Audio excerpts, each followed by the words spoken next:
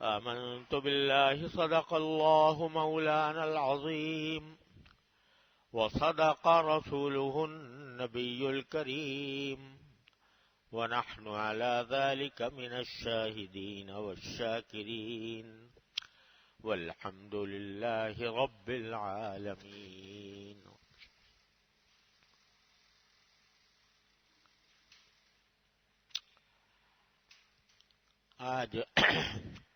آج ربیع الاول کی 12 تاریخ ہے.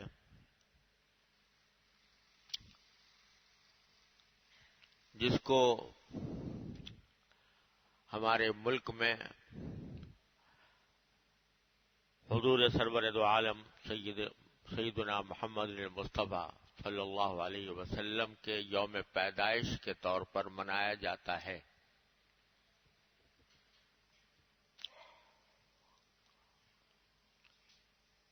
اگرچہ یہ بات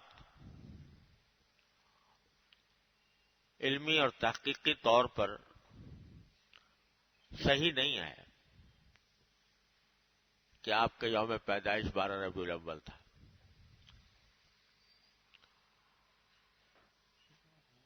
محققین نے جنہوں نے تاریخ اور سیرت پر تحقیقی کام کیا ہے انہوں نے یہ ثابت کیا ہے کہ رسول کریم سرور دو عالم صلی اللہ علیہ وسلم کی ولادت باسعادت 9 ربیع الاول کو ہوئی تھی.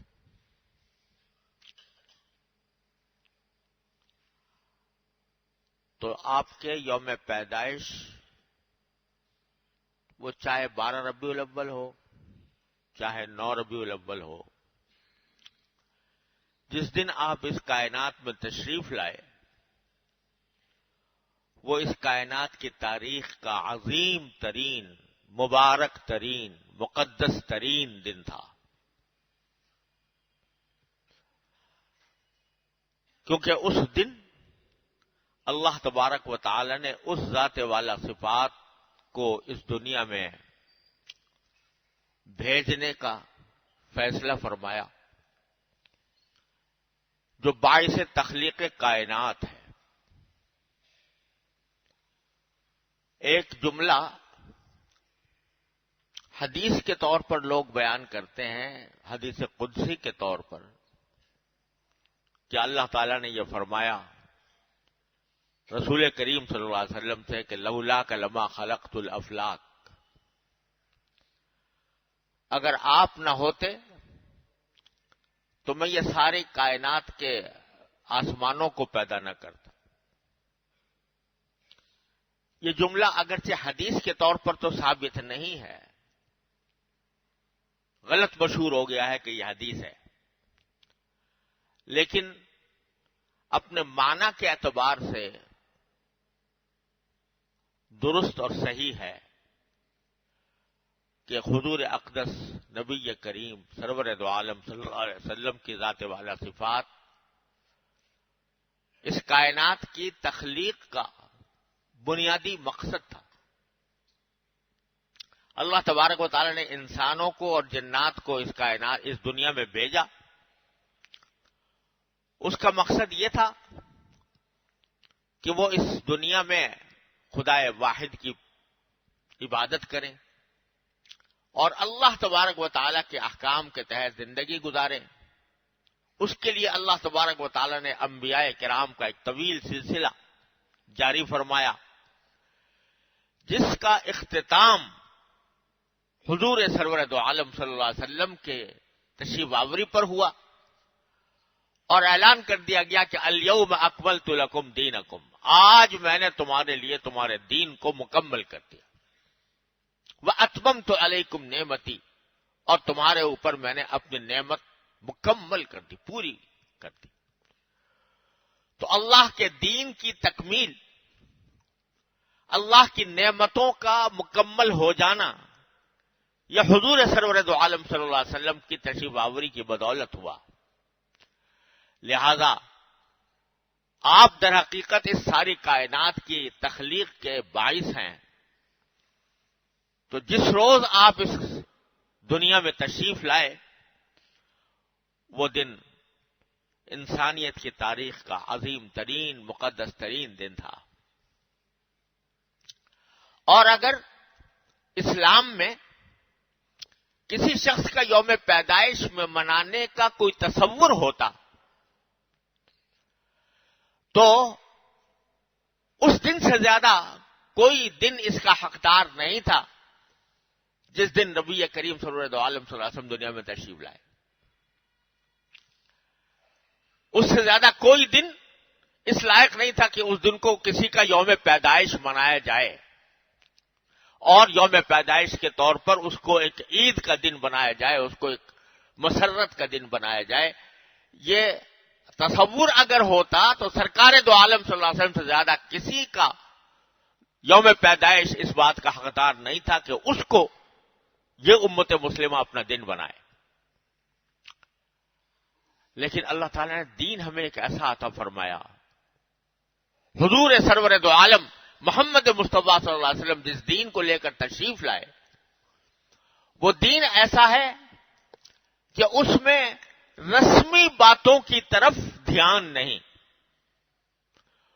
وہ رسمیں جو لوگوں نے اپنے طور پر ایجاد کر رکھی ہیں ان کی طرف دھیان نہیں, دھیان عمل کی طرف ہے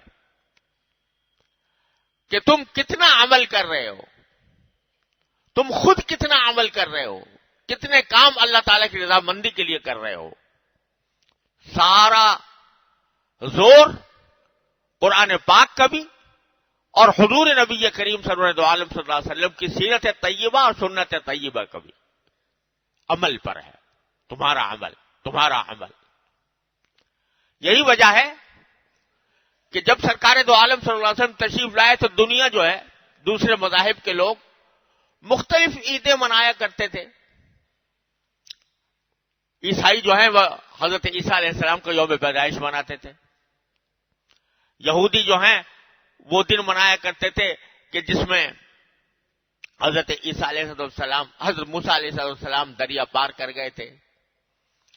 اور نہ جانے ان کیا تو ہر مہینے ایک نہ ایک دن منایا جاتا تھا کسی نہ کسی واقعے کی یاد میں.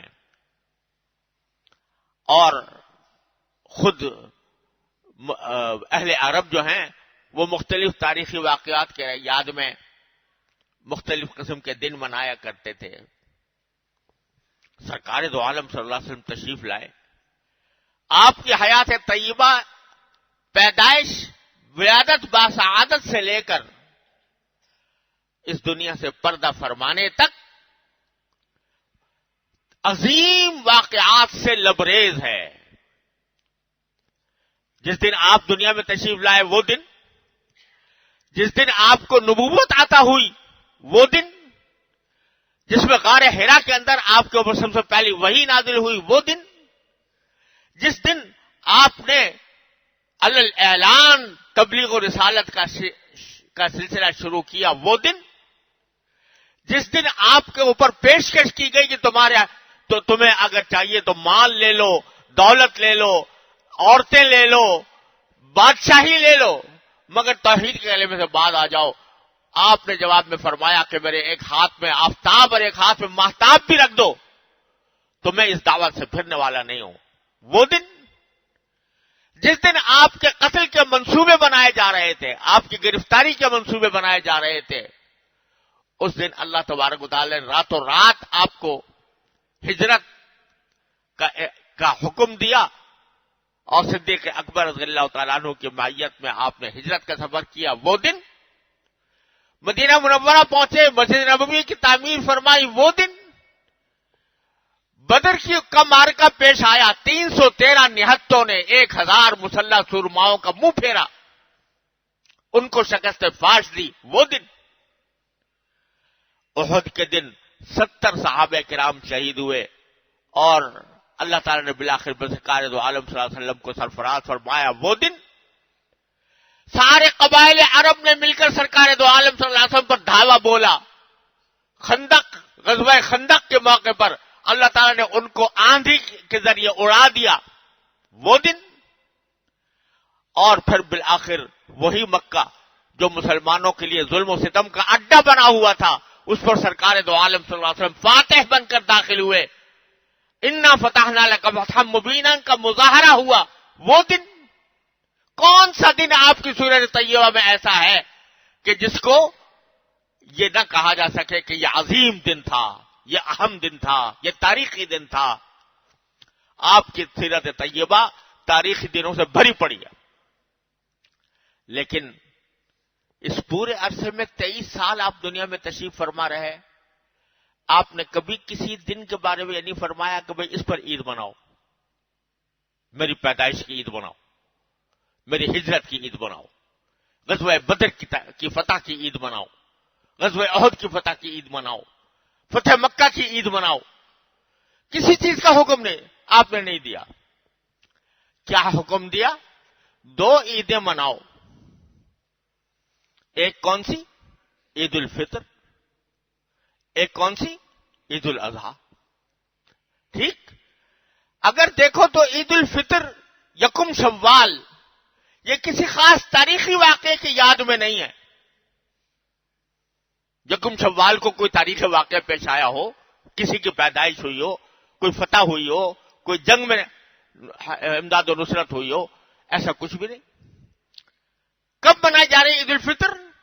اس وقت جب مسلمانوں تم خود مہینے بھر تک اللہ تعالیٰ کی عبادت پہ مشغول رہے، تم نے روزے کا عمل پورا کیا، 30 دن تم نے اللہ کے سامنے کے حکم کے مطابق روزے رکھے۔ خوشی اس بات کی مناؤ کہ تم نے اپنے مالک کے حکم کے تحت ایک مہینہ اس طرح گزارا کہ تم بھوکے پیاسے تھے، اور بھوک پیاس کی تکلیف برداشت کر کے تم نے اپنے مالک کا حکم پورا کیا۔ وہ دن اس لائق ہے کہ تم خوشی مناؤ، کیونکہ تمہارا اپنا عمل ہے، تم نے اپنے عمل کے ذریعے اس خوشی کا استحقاق حاصل کیا ہے، اس لیے خوشی مناؤ۔ دوسرا کون سا؟ عید الاضحیٰ۔ یہ کب مناؤ؟ عید الاضحیٰ جو ہے یہ لوگوں میں مشہور تو ہے کہ بھئی وہ قربانی جو تھی حضرت خلیل اللہ علیہ السلام کی، اس کی یادگار ہے، بے شک یادگار اس کی بھی ہے، لیکن اس کی صحیح تاریخ معلوم نہیں، وہ کس دن ہوا تھا وہ واقعہ۔ حضرت ابراہیم خلیل اللہ علیہ السلام نے اللہ تعالیٰ کے حکم سے اپنے بیٹے کے گلے پر جو چھری پھیری تھی، وہ کون سا دن تھا، تاریخ کون سی تھی، یہ کسی کو پتہ نہیں۔ لہذا اس کو یوم ابراہیم نہیں کہا جا سکتا جیسے تاریخ کے اعتبار سے، کہ تاریخی اعتبار سے یہ وہ دن تھا جس میں ابراہیم علیہ السلام نے اپنے بیٹے کی قربانی پیش کی، نہیں۔ لیکن یہ کب منایا جاتا ہے؟ جبکہ تم خود، اے مسلمانوں، تم نے خود حج بیت اللہ کی عبادت انجام دی ہو، اپنے عمل سے انجام دی ہو۔ تو بقول علامہ اقبال مرحوم کے کہ تعلیم جو ہے ہمارے دین کی وہ کیا ہے کہ تھے تو آبا وہ تمہارے ہی مگر تم کیا ہو، تھے تو آبا ہی تمہارے وہ مگر تم کیا ہو، ہاتھ پر ہاتھ دھرے منتظر فردا ہو۔ یعنی تم اپنے آبا و اجداد کی تاریخ پر بس فخر کرتے رہو کہ میرے آبا و اجداد نے یہ کیا تھا، میرے آبا و اجداد نے وہ کیا تھا، میرے ماضی میں یہ ہوا تھا، میرے ماضی میں وہ ہوا تھا، بس اسی پر فخر کرتے رہو۔ خود نہیں دیکھتے کہ تم کیا عمل کر رہے ہو، اور ان آبا و اجداد کے وارث بننے کا کیا حق تم نے ادا کیا۔ اس لیے جیسا میں نے عرض کیا، اگر اسلام میں کسی کے یوم پیدائش منانے کا یا کسی تاریخی واقعے کی یاد منانے کا کوئی دن مقرر ہوتا تو نبی کریم سرور دو عالم محمد مصطفیٰ صلی اللہ علیہ وسلم کی پیدائش کے دن سے اور کوئی دن اس سے زیادہ مستحق نہیں تھا۔ لیکن نہ حضور اقدس صلی اللہ علیہ وسلم نے حکم دیا کہ بھئی تم میری پیدائش کو منایا کرو، یوم منا کرو۔ صحابہ کرام آئے جو ان سے زیادہ جانثار، ان سے زیادہ عشاق رسول اللہ صلی اللہ علیہ وسلم کے کون ہو سکتے تھے، لیکن آپ میں سے صدیق اکبر کا دور گزرا، فاروق اعظم کا دور گزرا، عثمان غنی کا دور گزرا، علی مرتضیٰ رضی اللہ تعالیٰ عنہم اجمعین ان کا دور گزرا، خلفائے راشدین کا زمانہ جو ہمارے پوری عالم اسلام کے لیے ایک مثال ہے، کہیں کسی نے؟ کیوں؟ اس لیے کہ وہ دن منا کر رسمی کارروائیاں کرنے کے قائل نہیں تھے. ان کا تو ہر دن یوم سیرت النبی صلی اللہ علیہ وسلم تھا. ہر دن یوم سیرت النبی تھا. انہوں نے اپنی زندگی کو سرکار دو عالم صلی اللہ علیہ وسلم کی سیرت طیبہ میں ڈھالا ہوا تھا. جہاں بیٹھتے حضور کا ذکر تھا، جہاں بیٹھتے حضور کے اسوہ حسنہ کے اوپر عمل تھا، آپ کی سنت کی اتباع تھی. دن رات انہوں نے اپنے آپ کو سرکار دو عالم صلی اللہ علیہ وسلم کی اتباع کے لیے تیار کیا ہوا تھا. تو اب دیکھو کہ قرآن کریم نے حضور اقدس صلی اللہ علیہ وسلم کی سیرت طیبہ کو منانے کا کیا طریقہ بتایا. فرمایا لقد کان لکم فی رسول اللہ اسوۃ حسنہ. اے مسلمانوں، تمہارے لیے اللہ کے رسول کی زندگی میں بہترین نمونہ ہے، بہترین نمونہ ہے. یعنی وہ ہم نے بھیجا اس لیے ہے سرکار دو عالم صلی اللہ علیہ وسلم کو، اس لیے نہیں کہ تم اس کو بس دن منا کر خاموش ہو جاؤ، بلکہ اس لیے بھیجا ہے تاکہ تم ہمارے اس محبوب ترین پیغمبر صلی اللہ علیہ وسلم کی زندگی کی ایک ایک ادا کو دیکھو اور اس کے ادا کی پیروی اپنی زندگی کے اندر پیدا کرو، اس کی نقالی کرو، اس کی نقل اتارو، اس جیسا بننے کی کوشش کرو. یہ ہے مقصود ہم نے نبی کریم صلی اللہ علیہ وسلم کو دنیا میں. لقد کان لکم فی رسول اللہ اسوۃ حسنہ، بہترین نمونہ ہے. ہم نے ایک انسان کی صبح سے لے کر رات تک کی جو زندگی ہوتی ہے اس کے ہر پہلو کے لیے ہم نے اپنے نبی صلی اللہ علیہ وسلم کا ایک نمونہ تمہیں بھی دیا. سو تو کس طرح سو جس طرح سرکار دو عالم صلی اللہ علیہ وسلم سوئے تھے. بیدار ہو تو کس طرح بیدار ہو جس طرح رسول اللہ صلی اللہ علیہ وسلم بیدار ہوتے تھے. جب آپ وضو کرو تو اس طرح کرو جس طرح میرے محبوب صلی اللہ علیہ وسلم کرتے تھے. نماز پڑھو تو اس طرح پڑھو. اپنے گھر والوں کے ساتھ گھر میں داخل ہو اور گھر والوں کے ساتھ معاملہ کرو تو اس طرح کرو جیسے میرے حبیب صلی اللہ علیہ وسلم نے کیا. کہ انہوں فرماتے ہیں ساری زندگی ازواج مطہرات کے ساتھ آپ کی معاشرت، آپ کی حسن اخلاق، آپ کا ان کے ساتھ حسن سلوک ایسا تھا کہ ازواج مطہرات میں سے ہر ایک یہ کہتی تھی کہ کسی شوہر کا ایسے اپنی بیوی کے ساتھ ہم نے تعلق اور اتنی محبت اور اتنا پیار اور اتنی خوش خلقی اور اتنا حسن سلوک نہیں دیکھا جیسا سرکار دو عالم تعالیٰ نے. بازار میں جاؤ، خرید و فروخت کس طرح کرو جس طرح میرے حبیب صلی اللہ علیہ وسلم نے خرید و فروخت کی تھی. آپس میں دوستوں کے ساتھ، اپنے احباب کے ساتھ، اپنے رشتہ داروں کے ساتھ کیسا سلوک کرو جیسا میرے حبیب صلی اللہ علیہ وسلم نے کیا تھا. مزدوروں کے ساتھ، غریبوں کے ساتھ کس طرح معاملہ کرو جیسے میرے حبیب صلی اللہ علیہ وسلم نے کیا تھا. جتنا کوئی غریب ہوتا تھا اتنا ہی نبی کریم صلی اللہ علیہ وسلم کی محبت کا زیادہ حقدار ہوتا. آپ اتنی اس سے زیادہ محبت فرماتے تھے. ایک صحابی تھے رضی اللہ تعالی عنہ، دیہاتی تھے، دیہات سے آیا کرتے تھے اور کالے تھے، یعنی رنگ کالا تھا، سیاہ فام تھے اور حضور اقدس صلی اللہ علیہ وسلم سے دیہات سے بالکل غریب آدمی تھے، ملنے آیا کرتے تھے. تو حضور اقدس صلی اللہ علیہ وسلم ان کے ساتھ بڑی محبت فرماتے تھے، بڑی محبت کا سلوک فرماتے تھے. بازار میں ایک دن رسول کریم صلی اللہ علیہ وسلم بازار میں تشریف لے گئے تو وہ آئے ہوئے تھے، بازار میں کہیں نظر آ گئے. آپ نے پیچھے سے جا کر ان کی اس طرح کولی بھر لی تو اور آواز لگائی یہ کہہ کر کہ مجھ سے یہ غلام کون خریدے گا، مجھ سے یہ غلام، یہ بندہ کون خریدے گا.